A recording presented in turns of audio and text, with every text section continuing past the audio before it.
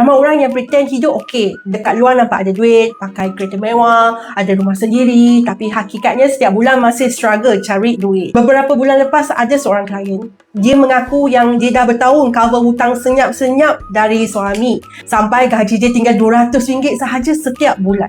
Tapi semalam dia WhatsApp bagi tahu yang buat pertama kali dalam masa 4 tahun hidup dia dapat tengok baki gaji dia ada extra RM1,500 bersih masuk akaun. Dia sangatlah gembira. Korang tahu tak apa kesilapan klien ni? Mungkin benda yang sama korang tengah buat sekarang. Gali lubang, tutup lubang. Mula-mula swipe kad kredit konon nak kumpul point. Excuse yang selalu kita bagi diri sendiri untuk buat hutang. Bila tak mampu bayar penuh, korang bayar minimum payment. Korang rasa masih mampu bayar hutang.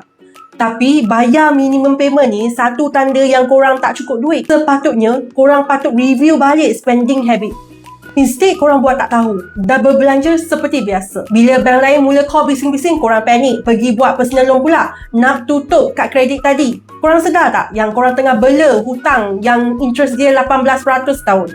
Setiap kali bayar kad kredit, hutang pokok tak gerak banyak.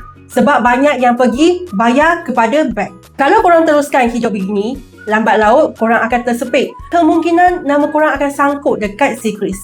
Nasib baik klien Melissa mendapat kesedaran selepas tengok video Melissa. Dan juga nasib baik dia ada rumah yang sudah tinggi nilainya. Melissa bantu dia susunkan balik kewangan dengan membuat pembiayaan semula. Dapatlah dia keluarkan duit cash dari rumah tu dan terus lansaikan semua kad kredit dan personal loan dia. Sekarang dia hanya fokus satu pembiayaan rumah sahaja. Dia juga sudah belajar dari kesilapan, iaitu no more wild spending. Kalau korang nak Melissa bimbing, cuba DM dan komen kat bawah. Nanti Melissa bantu semakkan.